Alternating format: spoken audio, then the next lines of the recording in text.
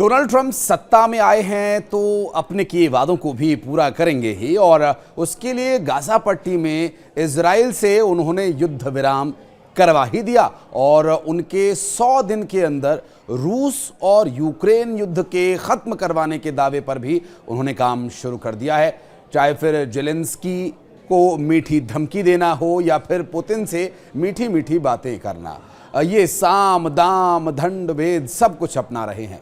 नमस्कार, मैं हूं आशीष त्रिपाठी और न्यूज़ 18 के इस स्पेशल वीडियो में आप सभी का स्वागत है। बात करेंगे अमेरिका के प्रेसिडेंट डोनाल्ड ट्रंप की जो बात हुई है फ़ोन पर। अमेरिका के राष्ट्रपति की बातचीत रूस के राष्ट्रपति से हुई और जेलेंस्की यानी यूक्रेन के राष्ट्रपति से भी। और यूक्रेन के राष्ट्रपति का क्या जवाब था, रशिया के राष्ट्रपति ने क्या जवाब दिया और दोनों के तीनों के बीच बातचीत का लहजा क्या रहा, इस पूरे वीडियो में आपको विस्तार से समझाते हैं। अंत तक हमारे साथ बने रहिएगा। दरअसल अमेरिकी प्रेसिडेंट डोनाल्ड ट्रंप ने बुधवार को रूस के प्रेसिडेंट व्लादिमीर पुतिन से और यूक्रेन के प्रेसिडेंट व्लादिमीर जेलेंस्की से फ़ोन पर बात की। जंग खत्म करने को लेकर यह बातचीत की गई और ट्रंप के पुतिन से लगभग 1.5 घंटे बातचीत हुई। अब आप ये सोच रहे होंगे कि अमेरिका और रूस के बीच के रिश्तों की तल्खियों के बारे में ये बातें किसी से छिपी तो है नहीं, तो फिर 1.5 घंटे आखिर उन्होंने क्या बात की। दरअसल दोनों नेता एक दूसरे के देशों का दौरा करने पर सहमत भी हो गए हैं। ट्रंप ने मीडिया को बताया कि मैं और प्रेसिडेंट पुतिन की टीम्स के बीच तुरंत बातचीत शुरू करने पर सहमति बन गई और हमारी मुलाकात सऊदी अरब में होगी।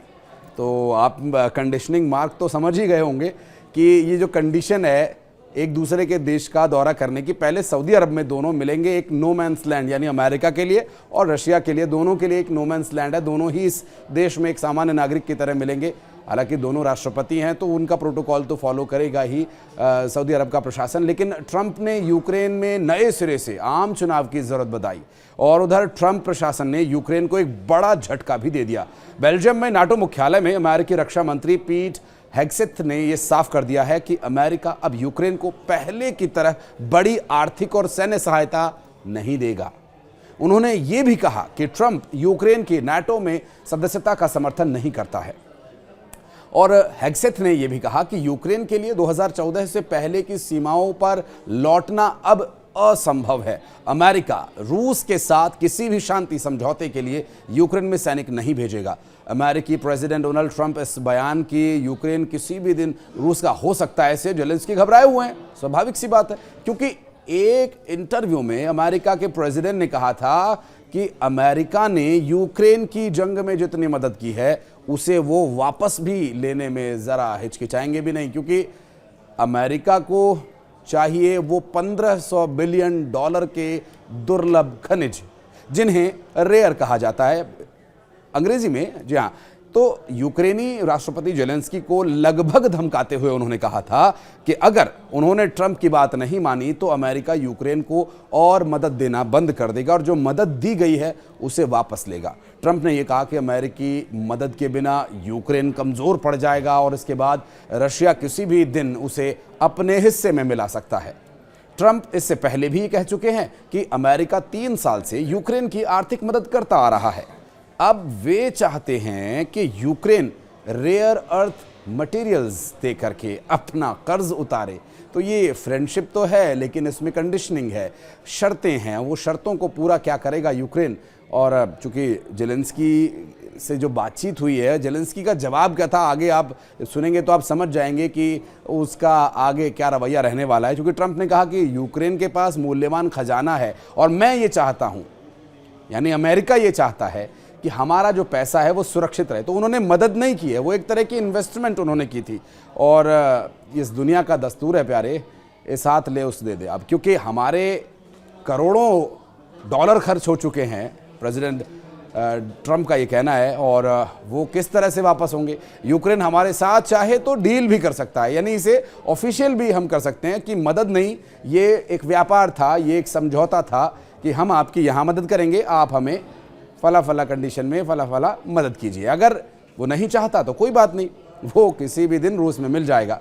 यानी उन्होंने मदद की भी और मदद नहीं भी की, यानी उन्होंने धमकाया भी और नहीं भी धमकाया। वो रूस में मिल जाने की जो धमकी है, ये दरअसल जेलेंस्की के लिए कि बहुत ही बड़ा झटका है, क्योंकि अब तक अमेरिका के दम पर ही यूक्रेन रूस को नुकसान पहुंचाता आया है और जो युद्ध चल रहा है उसे ख़त्म करने का डोनाल्ड ट्रंप पहले ही वादा कर चुके हैं कि 100 दिन में वो इस युद्ध को ख़त्म कर देंगे। अब 20 जनवरी को उन्होंने सत्ता संभाल ली है, तो अब जो काउंटडाउन है वो ट्रंप का शुरू हो चुका है और इसके लिए पहल भी उन्होंने कर दी है।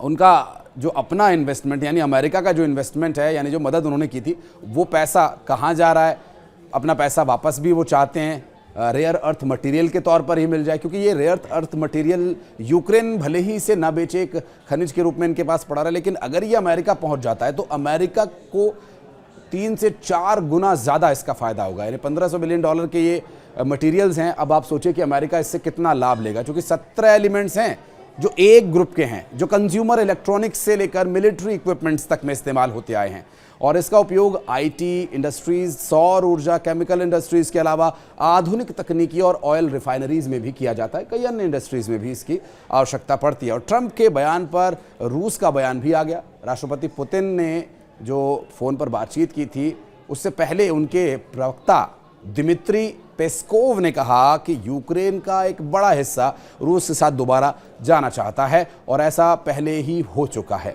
अब आप यहाँ पर एक कंडीशन को समझिए, एक सिचुएशन को समझिए कि अगर वो अमेरिका को 17 जो दुर्लभ खनिज हैं वो नहीं देता है, तो अमेरिका के पास इतनी पावर तो है ही कि यूक्रेन के जो एक बड़े हिस्से की बात हो रही है, जो ये रशिया में जाना चाहता है, उसको मदद की जाएगी, उसको बढ़ावा दिया जाएगा, जिससे कि बाकी बचा जो यूक्रेन है वो और छोटा और कमज़ोर हो जाएगा। तो उसे रूस में मिलाना कोई बहुत बड़ा टास्क फिर रूस के लिए नहीं रह जाएगा, और फिर रूस पर भी अमेरिका का एक एहसान होगा और अमेरिका भी फिर रूस के साथ दिखावटी तौर पर ही सही लेकिन दोस्ती का हाथ आगे बढ़ा सकता है।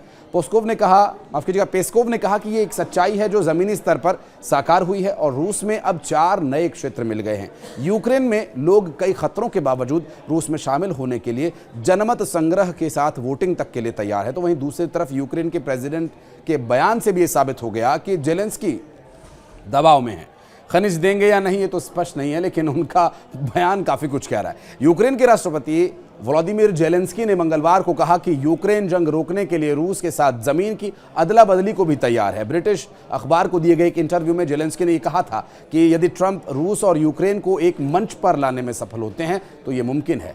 हालांकि जेलेंस्की ने यह स्वीकार किया कि बिना अमेरिका के मदद के वो जंग नहीं लड़ सकते। उन्होंने कहा कि कुछ लोग हैं जो ये कहते हैं कि यूरोप अमेरिका के बिना भी यूक्रेन की हिफाजत कर सकता है, लेकिन ये सच नहीं है। अमेरिका के बिना यूक्रेन की सुरक्षा संभव नहीं है, ये खुद वहाँ के प्रेसिडेंट कह रहे हैं। और रूस और यूक्रेन के युद्ध को 3 साल होने को हैं। यूक्रेन युद्ध खत्म करने की कोशिशें कर रहा भी है और अमेरिका ने इसकी शुरुआत भी कर दी है। लेकिन अब हथियारों की सप्लाई एक तरफ अमेरिका जारी रखे हुए, क्योंकि पिछले सप्ताह ही अमेरिकी प्रेसिडेंट डोनाल्ड ट्रंप ने आधिकारिक तौर पर 81 वर्षीय रिटायर्ड जनरल कीथ केलॉग को यूक्रेन और रूस के लिए अपना दूत नियुक्त किया था।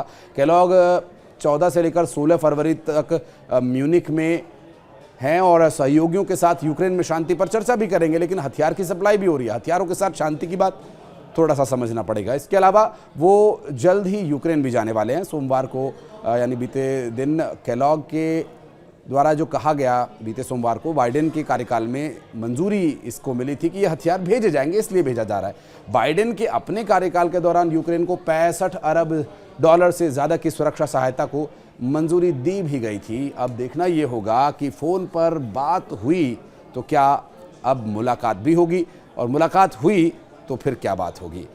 हालांकि इस बारे में अगर आप कुछ कहना चाहते हैं, इस वीडियो के बारे में कोई प्रतिक्रिया देना चाहते हैं, तो कमेंट सेक्शन में आपका मोस्ट वेलकम रहेगा। हमारे साथ जुड़ने के लिए धन्यवाद।